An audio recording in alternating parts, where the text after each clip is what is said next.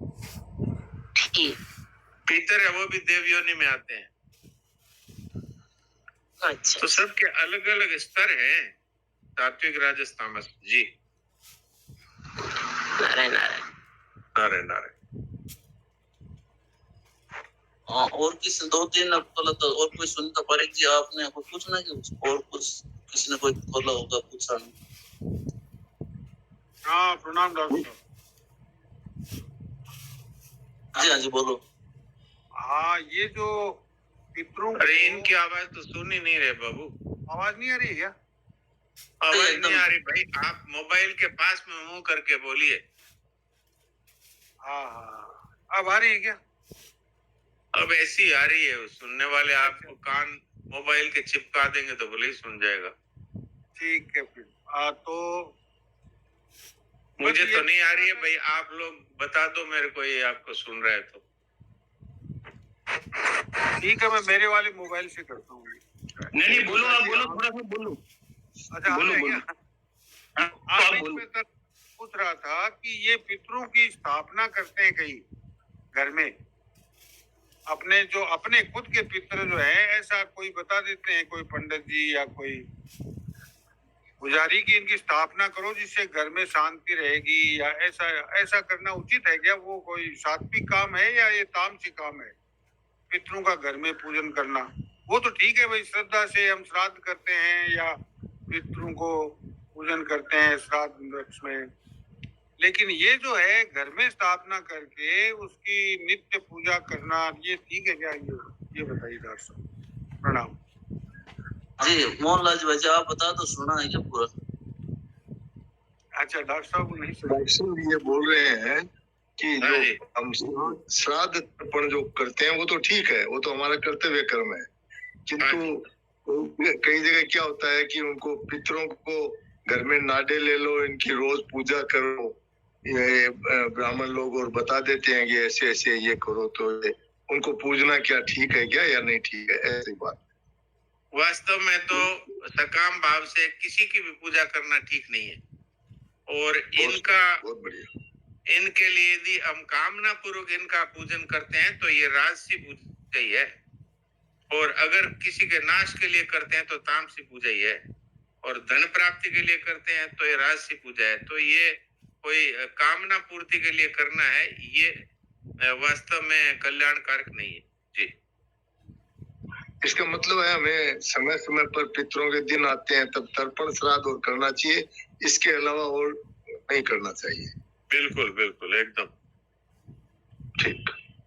नहीं तो पितरों पर निष्ठा रख करके उन्हीं का इष्ट पूजन करेंगे भगवान की तरह, उनको नाडा में बिठा करके, और ये एक तरह से जो है वो फिर उन्हीं लोगों को प्राप्त हो जाएंगे वो। हाँ बिल्कुल। पितृनियांति पितृव्रता, क्योंकि वो पितरों को ही सर्वोपरि और इष्ट मानते हैं, पितरों पर ही निष्ठा रखते हैं, तो वो वहीं पर ही चले जाएंगे। तो एक तरह से वो प्रेत योनि ही है।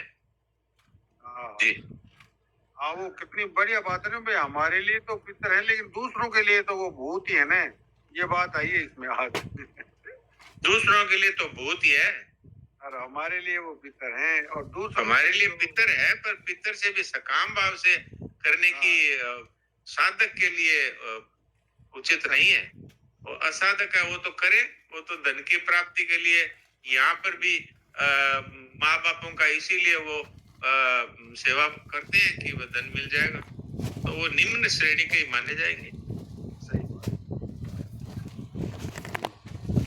भगवान के प्रति भी अश्रद्धा ही है यदि भगवान को नहीं मान करके उनको बताते हैं पूजा। भाई मेरे को तो सुनता नहीं है भाई, इनकी आवाज आप बता दो। हाँ ठीक है आगे समझ में डॉक्टर साहब। ठीक है डॉक्टर साहब ये कह रहे हैं भगवान के प्रति अश्रद्धा ही है कि भगवान को छोड़कर उनका पूजन करते हैं, तो भगवान के प्रति अश्रद्धा ही है, ऐसा बिल्कुल है ही, इसमें क्या संदेह। इसीलिए भगवान ने कहा वो पितृलोक को ही जाएंगे। ठीक है डॉक्टर, शंका समाधान हो गया। प्रणाम महाराज जी। प्रणाम। अगर पितरों के लिए अगर ये भगवान से ये प्रार्थना करेगी वो जहाँ भी है आपके चरणों में उनको स्थान मिले, तो ये अगर हम कर सकते हैं ये प्रार्थना? ये तो क्या बात है, ये तो सर्वभूति तेरता वाली बात आ गई, बहुत ही अच्छा है, ऐसा ही करना चाहिए। जी ठीक, प्रणाम। प्रणाम। महाराज जी तो बोलते हैं ना डॉक्टर साहब ऐसा कि जो चले गए हैं उनको भगवान के चरणों में देखें। एकदम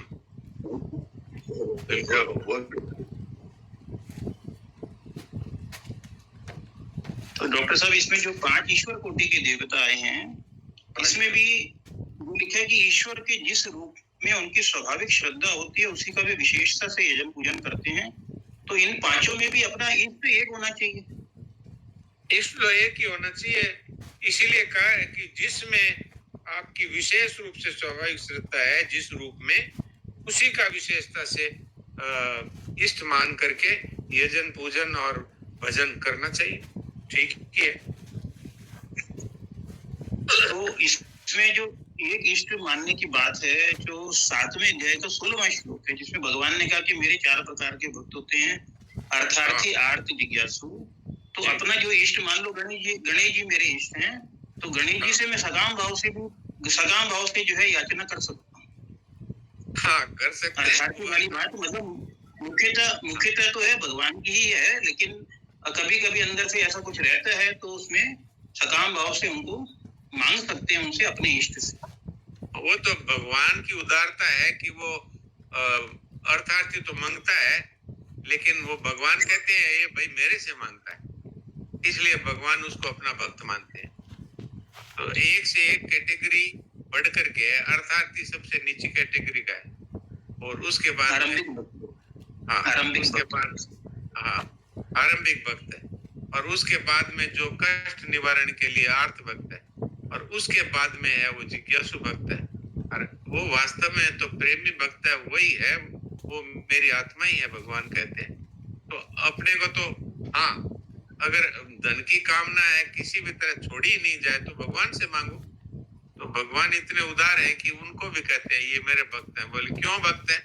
ये मुझसे मांगते हैं इसलिए भक्त है, और किसी से आशा नहीं रखते, तब वो है। पर वो औरों की तरफ भी देखते हैं तो वो फिर भक्त नहीं है, वो केवल अर्थार्थी है। जी डॉक्टर साहब प्रणाम। ये डॉक्टर साहब कई सुनते हैं ना, कई कहते हैं हमारे घर में पितर हैं, देवर है, वो बोलते हैं किसी के मुंह से, तो ये क्या शक्ति है? वो वास्तव में एक प्रकार से प्रेत योनि है। उन्होंने ममता छोड़ी नहीं, अपने परिवार में ममता है, इसलिए वो उन्हीं को दिखते हैं और उन्हीं के किसी के शरीर में प्रवेश करके बोलते हैं।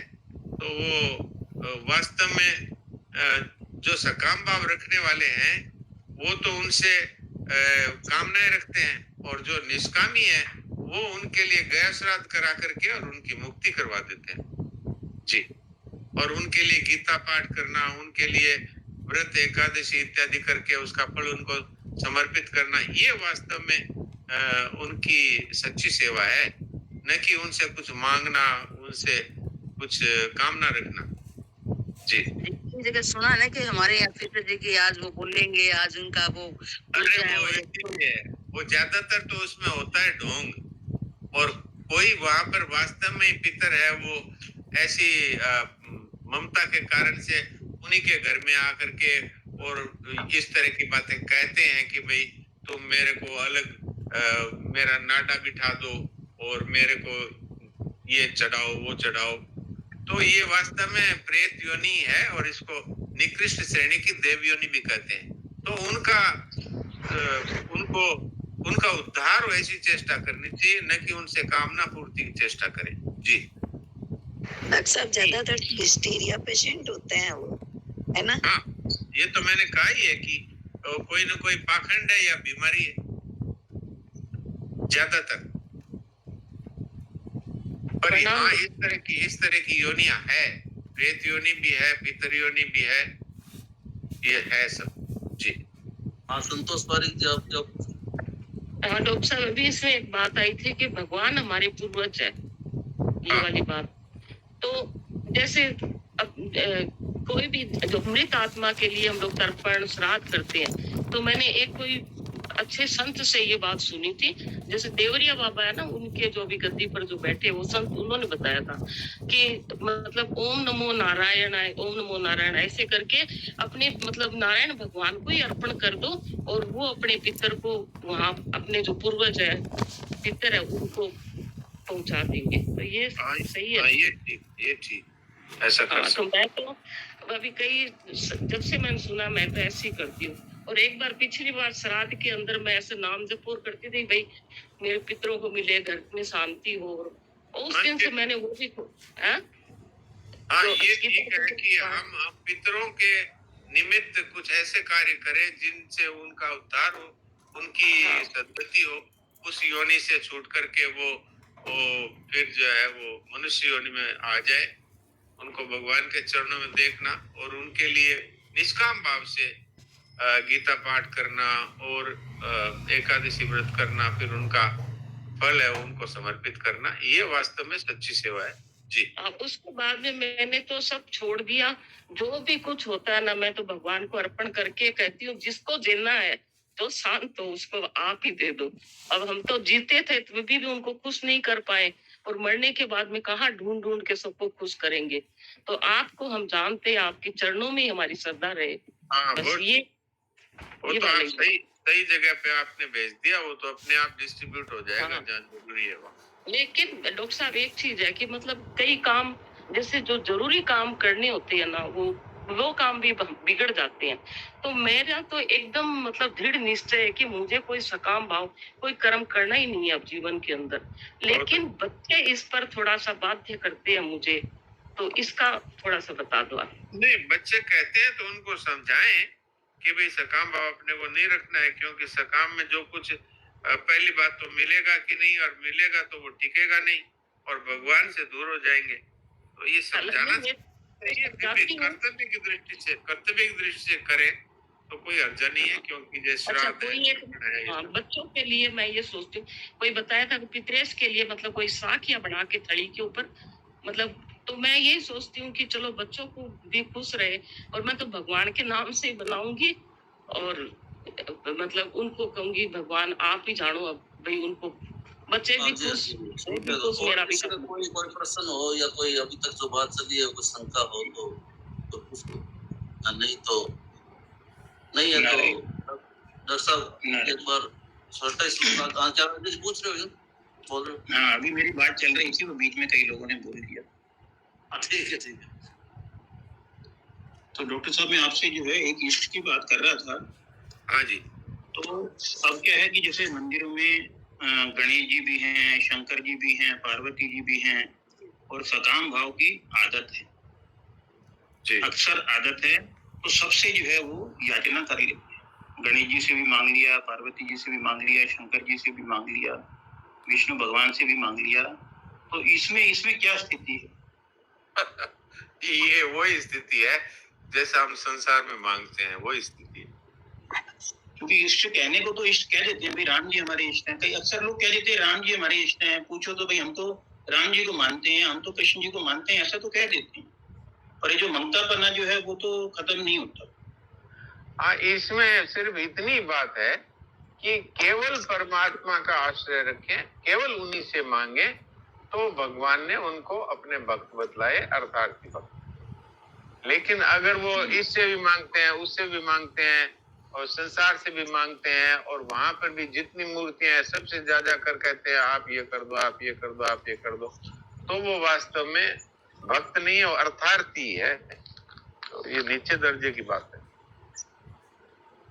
महाराज जी ने जो है ना सातवें अध्याय में 20वें श्लोक में जो है परिशिष्ट भाव में बड़ी महत्वपूर्ण बात एक आई थी।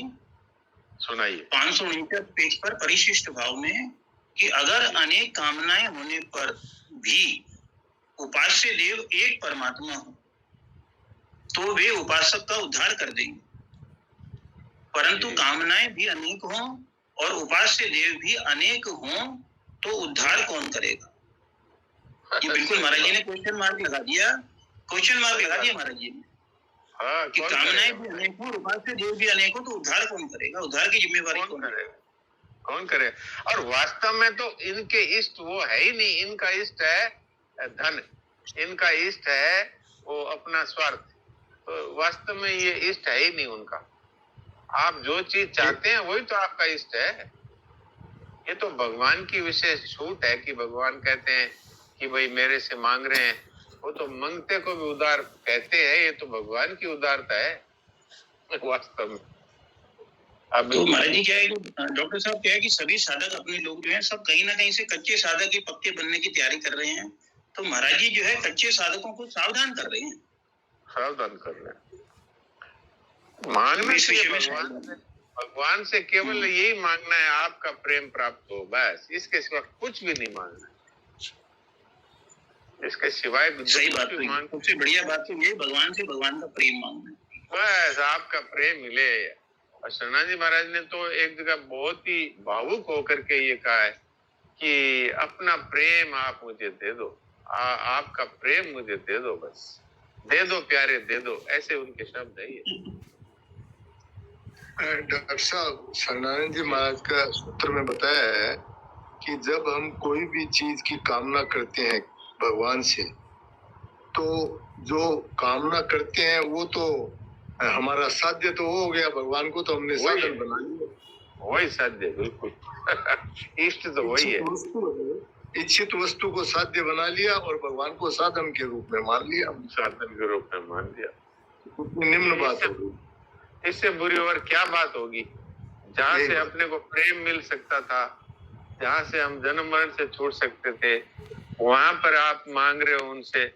जहाँ हीरा मिलने वाला वहां कांच मांग रहे हो, तो क्या होगा। जय हो, बहुत बढ़िया। और फिर भी भगवान कहते हैं मेरे से, अगर केवल मेरे से मांगता है तो ये मेरा भक्त है। और उसकी भगवान से अर्थार्थीपना भी, उसका भगवान अर्थार्थीपना भी दूर कर देते हैं ना फिर। हाँ बिल्कुल कर देंगे, हाँ बिल्कुल कर देंगे, क्योंकि भगवान का आश्रय ले लिया ना। अजय जी की ये बात बहुत अच्छी लगी कि जो कच्चे साधक हैं, चारों तरफ से मांगते हैं, नहीं जानते हैं, उनको ये साधक संजीवनी पढ़ने से दिशा मिल जाएगी। हाँ, एक महाराज जी ने और बात कही थी, वो मुझे याद आ गई अभी जो प्रसंग चल रहा है उसी हिसाब से, कि बहुत से लोग हैं जो भगवान का जो अपने घर में छोटा सा मंदिर है उसमें भगवान की मूर्ति के साथ पितरों की और फिर अपने गुरुओं की मूर्तियां रख देते हैं। ये बिल्कुल नहीं करना चाहिए, क्योंकि वास्तव में हम भगवान को एक तरह से कम महत्वपूर्ण साबित कर रहे हैं उनके पास में रख करके। इसलिए भगवान के मंदिर में भगवान की ही मूर्ति होनी चाहिए, उनकी फोटो होनी चाहिए, वो सबसे अच्छी बात है। जी डॉक्टर साहब एक बात और है, सुरेश जी थोड़ा सा ज्यादा। हाँ अभी अमृतलाल जी बोलो। हाँ जी, ऐसे जैसे मैं मतलब हनुमान जी की पूजा करता हूँ, भगवान तो वो भी है, और वैसे मैं अब तो इसमें लग गया। मैं वैसे हनुमान जी की पूजा कर उस समय सेटिस्फाई मान लो, या उसकी शंकर भगवान की करता हूँ, कोई भी मतलब देवता की पूजा करता हूँ मैं, और मेरा काम सिद्ध हो जाता है, तो फिर आदमी उसी की पूजा करेगा। मैं उदाहरण दे के बात करी मैं वैसे जी। हाँ तो करो, तो कौन आपको मना करता है? काम नहीं मना नहीं करता है। अजी अर्जा यही है कि कामना पूर्ति होने से क्या मिलेगा? धन मिल जाएगा, मान मिल जाएगा, या कोई पुत्र मिल जाएगा, या कोई संबंध हो जाएगा, लेकिन मिलेगा तो वही कि जो नष्ट होने वाला है। संसारी तो संसारी कामना के लिए हनुमान जी को पूजना है, तो हनुमान जी जैसे अभी मोहन भाई जी ने बताया था कि हनुमान जी तो हो गए साधन, और वो चीज साध्य हो गई जो मांग रहे हैं वो। तो हम भगवान का पूजन कर रहे हैं कि वास्तव में धन का पूजन कर रहे हैं? तो ये बात तो ठीक है आपकी, ये बात बिल्कुल सही है। इसलिए अपने स्वार्थ के लिए कर रहे हैं, बात है स्वार्थ के लिए जो करेंगे वो टिकेगा नहीं, और आगे जा करके और उसका हमें या मनुष्य जीवन खत्म हो जाएगा। तो अपने को तो भगवान से, तो भगवान के प्रेम के लिए उनका पूजन करना चाहिए, उनका भजन करना चाहिए, और कुछ भी नहीं करना चाहिए। ये चीजें तो सब मिल ही जाएगी। अगर कोई स्वार्थ की दृष्टि से भी देखे तो भगवान को राजा से जो मित्रता कर लेगा उसको क्या दरबारी से, फिर दरबारियों से मित्रता करनी पड़ेगी अथवा उसको धन के लिए और इन चीजों के लिए फिर रोना पड़ेगा? क्या राजा के साथ मित्रता है तो ठीक बात है। अच्छा जी, भगवान को डॉक्टर साहब, भगवान तो योगक्षेम वहन करने की जो है गारंटी ले रहे हैं जी, वो तो खुद ही कहते हैं। भगवान को योगक्षेम वहन करने की गारंटी लेते हैं। वो तो क्या, मैं तो जैसे कोई गाड़ी में भार ढोता है, कोई सिर पर भार ढोता है, ऐसे योगक्षेम हम वहां भी हैं। हम जैसे कुली है वो अपना सामान उठा के चलता है, ऐसे वहन करना वैसे भगवान तैयार है। लेकर के भी आए, गाड़े के गाड़े भर के लेके आए हैं भक्तों के घरों में भगवान। डॉक्टर साहब, अभी जो बताया गया कि हनुमान जी को हम देवता मानते हैं, तो वो तो हनुमान जी का अपमान है। हनुमान जी तो बहुत उच्च कोटि के साधक हैं, उच्च कोटि के भगवान के प्रिय भक्त हैं, भगवान के प्रिय भक्त और दास हैं भगवान के। तो वो देवता उनके समान कहाँ है? वो तो बहुत ऊंचे हैं, श्रेष्ठ है। हाँ, देवता तो कहाँ उनके आसपास नहीं आते। जितने भी से बहुत ऊंचे हैं, जितने भक्त हैं वो देवताओं से बहुत ऊंचे हैं। और मैंने पिछली बार बात बताई थी ना, एक बार जब ये उस समय की बात है जब भारत और पाकिस्तान का विभाजन हुआ था, तो जिन्ना मर गया था, तो किसी ने कहा बड़ी खुशी की बात है जिन्ना मर गया। तो सेठ जी ने कहा किसी की मृत्यु पर राजी नहीं होना चाहिए। तो उन्होंने कहा देवता लोग धुंध भी बजाते हैं राक्षसों के मरने पे। तो सेठ जी ने कहा वो देवता है, वो महात्मा थोड़ी है। महात्मा नहीं है। देवता तो वास्तव में मनुष्यों से भी नीची होनी है। मनुष्य को परमात्मा की प्राप्ति का अधिकार है, नए कर्म करने का अधिकार है। देवलोक तो भोगियों नहीं है, वहाँ 5 स्टार होटल है। आप जितने दिन आपके पास पैसा है उतने दिन रहो, फिर आपको धक्का मार के निकाल देंगे। उनमें जो डॉक्टर साहब आजान देवता है, स्वामी जी ने लिखा है, जैसे अग्नि है, वायु है, सूर्य है, ये सब उच्च कोटि के हैं। और जो हम लोग अनुष्ठान करके जो देवता बन के जाते हैं, वो तो फिर वापस ही हैं। बिल्कुल बिल्कुल। हाँ महाराज जी, राम राम। महाराज जी, ये साधक जो होता है, साधक तो ना समझ है महाराज जी, तो वो उद्धार के लिए कभी भगवान से प्रेरणा करता है, कभी दुर्गा माँ से प्रेरणा करता है, भिन्न भिन्न देवताओं से प्रेरणा कर रहा है, प्रार्थना कर रहा है। तो भगवान तो तत्व तो एक ही है ना महाराज जी, भगवान तो समझ ही रहे हैं कि ये नादानी कर रहा है। बिल्कुल, लेकिन वो चाहता क्या है भगवान ये देखते हैं। अगर वो भगवान का प्रेम चाहता है तो वो चाहे किसी से भी कह रहा है, वो भगवान ही मानते हैं ये मुझे ही कह रहा है। अपना चाहता है, अपना प्रेम चाहते हैं भगवान का। वो चाहे भले पत्थर को भी कह रहा है तो भगवान कहते हैं मेरे से कह रहा है। जी ये प्रणाम महाराज जी। डॉक्टर साहब, तुलसीदास जी ने तो जो प्रेत मिला था, जब वो उससे भगवान से मिलाओ, मेरे भगवान से मिलाओ, तो उसने कह दिया भाई ये मेरे बस की बात नहीं है। पर वो एक आते हैं, कोडी पीछे ही पीछे बैठते हैं, उनका चरण पकड़ लेना। तो हनुमान जी महाराज कोडी का वेश धर के आते थे। तो यही बात है, प्रेत से अनुमत मिले और अनुमत से मिले राम। तो यही है डॉक्टर साहब। हाँ जी डॉक्टर साहब, मामेकम शरणम ब्रज जो महाराज जी की पुस्तक गीता प्रकाशन से छपी है, उसमें प्रश्न आया है कि क्या हनुमान जी को राम जी और कृष्ण जी की तरह अपना इष्ट, भगवान की तरह अपना इष्ट मानना चाहिए? जी। तो वहां महाराज जी ने लिखा है कि नहीं, उनको भगवान का दास मानना चाहिए। उनको अपना इष्ट मानने से हनुमान जी राजी नहीं होंगे। हाँ, नहीं होंगे, बिल्कुल नहीं होंगे। हनुमान जी राजी नहीं होंगे। जैसे किसी महात्मा को आप ईश्वर तुल्य मानेंगे तो महात्मा नाराज होंगे, अरे ये क्या कर रहे हो। तो वो तो सबसे बड़े महात्मा है हनुमान जी। तो डॉक्टर साहब, एक प्रश्न हो रहा है, प्रश्न जब बहुत जिज्ञासा है, मन में बहुत दिनों से चलती है, कोई बुरा नहीं मानेगा, अपने साधकों लोगों में से कोई भी बुरा नहीं मानेगा कि 9वें अध्याय के 25वें श्लोक में 4 प्रकार की बातें जो भगवान ने बताई, देवता, पितर, भूत प्रेत और भगवान की उपासना। तो भगवान की उपासना करने वाले भगवान को प्राप्त होते हैं, बाकी जिसको प्राप्त होते हैं वहां से वापस आना पड़ता है जी। तो हमारे मंदिर में काफी साल के अंतर्गत पिछले कुछ सालों में एक मूर्ति साईं बाबा की लगी, एक मूर्ति खाटू श्याम बाबा की लगी और एक मूर्ति शनि देव की। पूरा नवग्रह मंडल का पूरा वो एक अलग से तैयार करा दिया। तो इस श्लोक के अंतर्गत ये किस कैटेगरी में आएंगे तीनों? 9वें के 25वें श्लोक के अंतर्गत किस कैटेगरी में आएंगे? वो उचित नहीं है, वो सब मिक्स्ड कैटेगरी में आ गए, ये उचित नहीं है। उसमें तामसी भी है, राशि भी है, सभी है। तो साधकों के लिए खतरा है ना उसमें? बहुत बड़ा खतरा है। मैंने तो यहाँ तक कह दिया, एक बार तो महाराज जी के साथ हम थे और उन्होंने किसी मंदिर में देख लिया, किसी फोटो देख लिया, शायद पितरों का था या किसी का था, तो कहा कि भगवान के साथ में मुर्दों को बिठा रखा है, ऐसे कहा। तो इसलिए ये बहुत गलत है।